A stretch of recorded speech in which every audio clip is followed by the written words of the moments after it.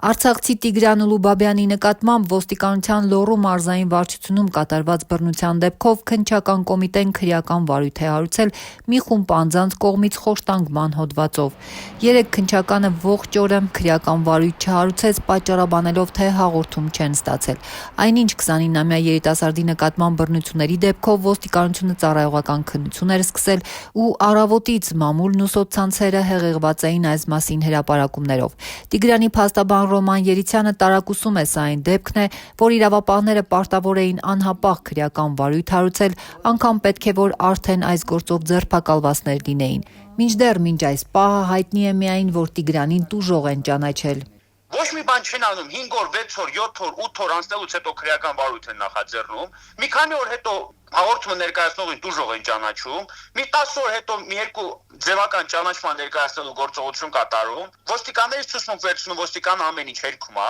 մի երկու ամիս հետո ձևական առերեսում են կազմակերպում, ամեն մեկը իր ցուցմունքը պնդում, ասում են դե ապացուցված չի։ Բայց այս պարագայում ես ձեզ վստահեցնում եմ, որ իրավական առումով անգամ ոստիկաններին ձերբակալելու հիմքեր կա։ Խոշտանգողների մոտ է գտնվում այդ ապացույցները, իսկ խոշտանգողները ոստիկանության աշխատողներ են, ով որ պրոֆեսիոնալ ապացույց ոչնչացողներ են ըստ ինձ։ Երեք Վանաձորում բնակվող արցախցի 29-ամյա երիտասարդը Ազատության եթերում պատմել էր, ինչպես են ոստիկանությունում իր նկատմամբ բռնություն կիրառել, հայհոյանքներով ու անհարգալից վերաբերմունքով ստիպել խոստովանական ցուցմունք տալ, իբրև թե իր բարեկամի տան վրա ավազակային հարձակում իրականացրած ենթադրյալ հանցագործների հետ կապ ունի։ Իրանք բեսպրիձելի նման ոչ օրենքով, տես բան չի լինում, ես երկրումը ես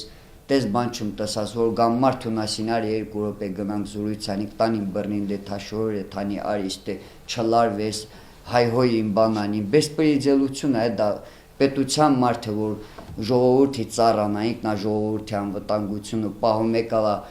ամեղ մարդուն տանում դե բռնում տփում։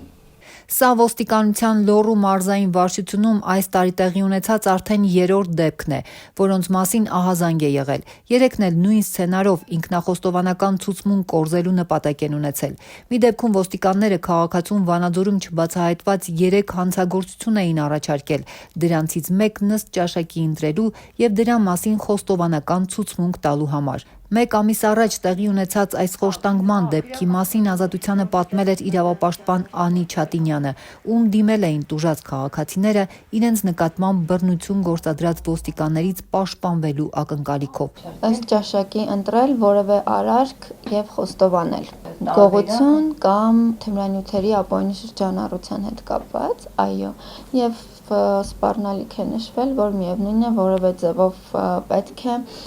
այսպես ասած փակեն իրեն,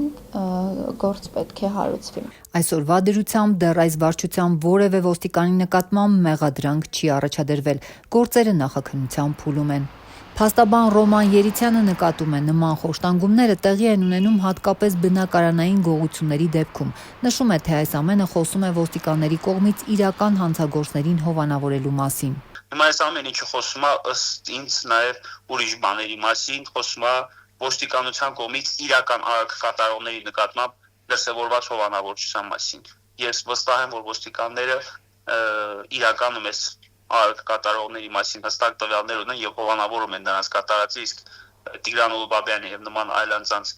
հորդորելով մեղքերի վրա վերցնել, փորձում են թաքցնել ավելի խորը հանցագործության հետքեր։ Տիգրան Ուլուբաբյանը, որ այս տարի ոստիկանության Լոռու մարզային վարչությունում բռնությունից տուժած առնվազն 3-րդ վանաձորցին է, ասում է, որ իրեն խոշտանգած բոլոր ոստիկաններին դեմքով հիշում է։ Նրանց մեջ նաև վարչության պետին է նշում։ Ներքին գործերի նախարարությունը բացի ծառայողական քննություն սկսելու հայտարարությունից որևէ այլ մեկնաբանություն չի արել։